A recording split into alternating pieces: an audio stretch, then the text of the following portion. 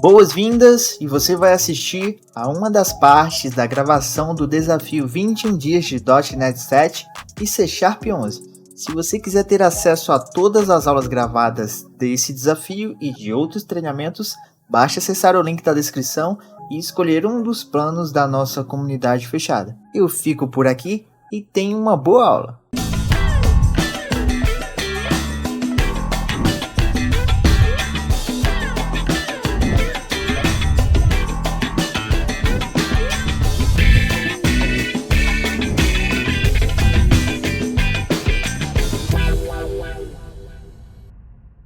Então, hoje eu vou falar sobre novidades, né, do C Sharp 11 e do .NET 7, tá bom? Então, algumas mudanças que foram, alguns recursos novos que foram incluídos, tá?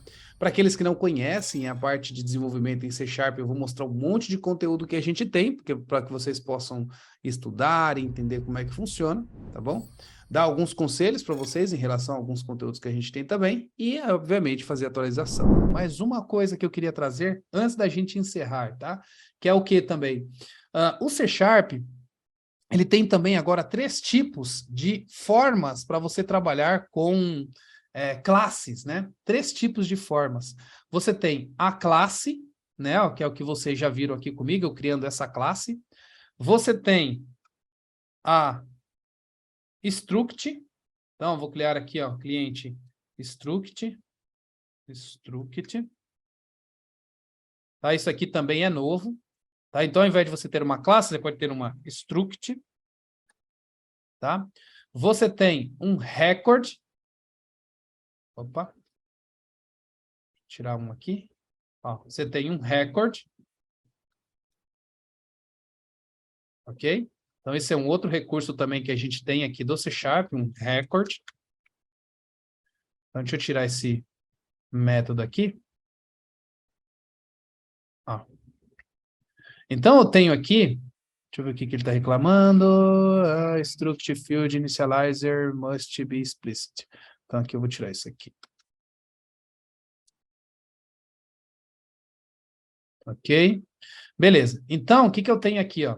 Eu tenho 3 tipos novos que a gente pode utilizar, né? O classe vocês já conhecia.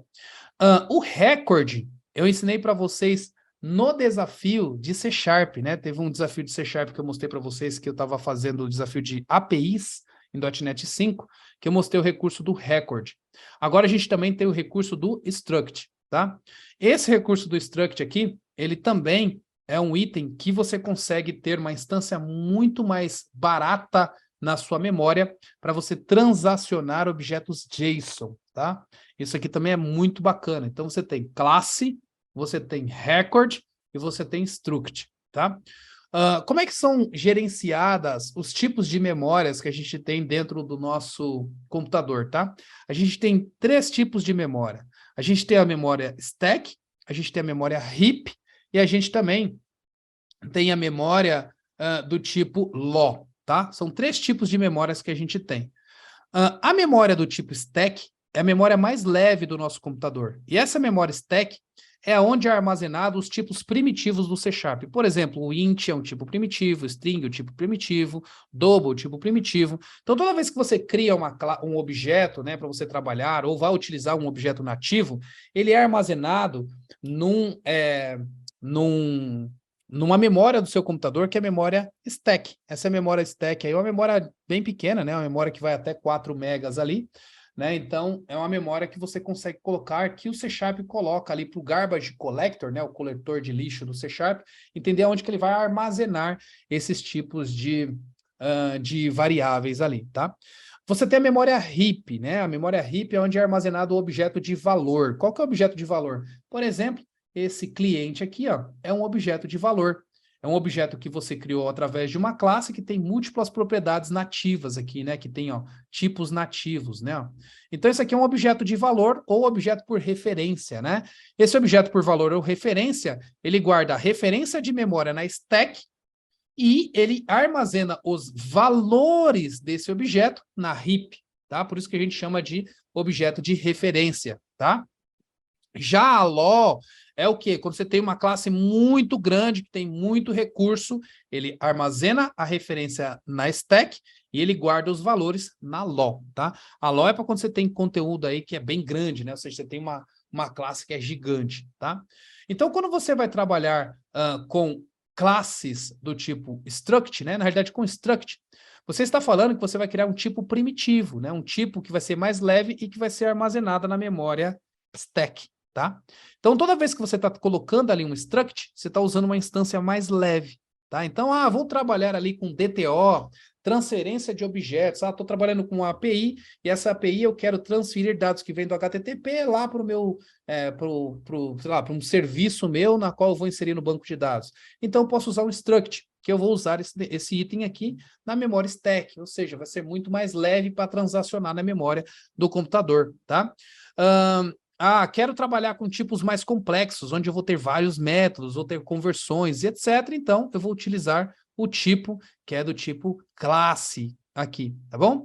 E o que seria o record? Os records seriam um meio termo, né? Ou seja, ele ali tem alguns recursos a mais, o record, né?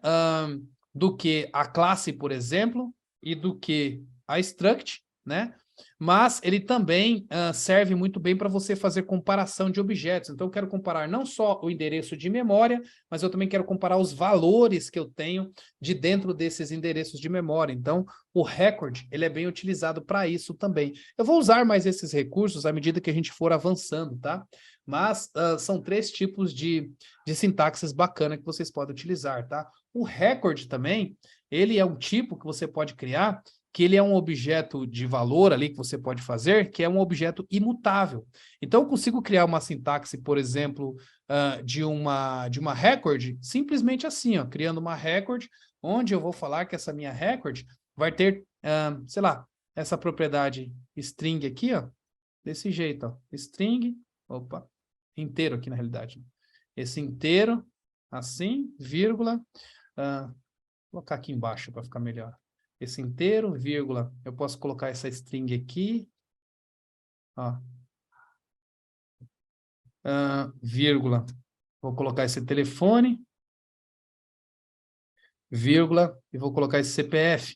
Ou seja, eu tenho aqui, ó, um objeto de valor, né, que é uma record, e essa minha record ela é imutável. Então, se eu tenho uma record assim, uma record imutável desse jeito, é um objeto que eu posso utilizar como DTO, e sempre que eu for usar ele, eu vou passar os dados no construtor e eu consigo utilizar esse objeto para fazer transferência de dados, e ele, obviamente, vai ser imutável, não consigo alterar os dados dele depois que eu já fiz. Então, por exemplo, aqui no meu programa CS, eu consigo usar ele desse jeito, por exemplo, aqui, ó.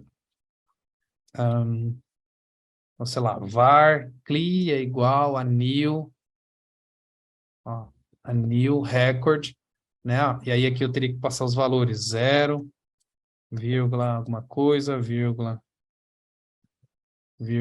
alguma coisa e alguma coisa, tá? Então tá aí, criei um objeto. Uma vez que eu criei esse objeto, ele é imutável. Então, se eu chegar a pegar esse objeto ponto nome, por exemplo, e tentar alterar o valor dele, ó, ele não deixa, ele é read-only, tá vendo?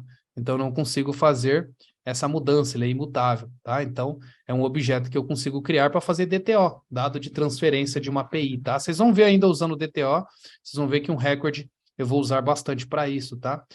Uma struct você consegue usar mais ou menos nesse formato aqui também, né? Só que ele volto a dizer, ele é armazenado na memória stack, né? Então, ele é muito mais rápido que, por exemplo, o record não, muito mais rápido que a classe para ser utilizado, né? E um tipo que você pode utilizar que chega a ser até 30% mais rápido do que até o struct é quando você utiliza também um recurso que é um record struct. Olha que legal.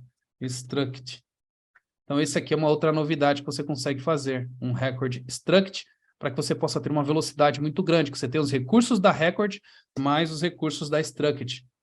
Ou seja, uma record, turma, ela é uma classe com mais métodos, tá? Então, a classe que tem métodos para comparar objetos e valores, etc. Então, se eu quero ali ter uma classe onde eu tenho comparação não só de item em memória, mas dos valores desse objeto, eu vou usar uma record. Agora, se eu quero ter uma struct com mais poderes e ser ali rápida nas comparações que eu tenho, etc., eu posso utilizar um record struct. Então, se eu uso um record struct, como eu estou fazendo aqui, eu tenho os recursos de record e tenho o item de struct, ou seja, armazenado na memória stack. Então, eu tenho um item muito mais rápido, tá? Então, eu vou trabalhar com DTO, vou trabalhar com objetos imutáveis, etc. Eu posso utilizar um struct record, que eu vou trabalhar muito melhor com a minha memória do que se eu ficar criando um monte de classe para ficar transacionando objeto JSON nas minhas APIs, tá bom? Então, um recurso muito bacana também que eu queria trazer para vocês.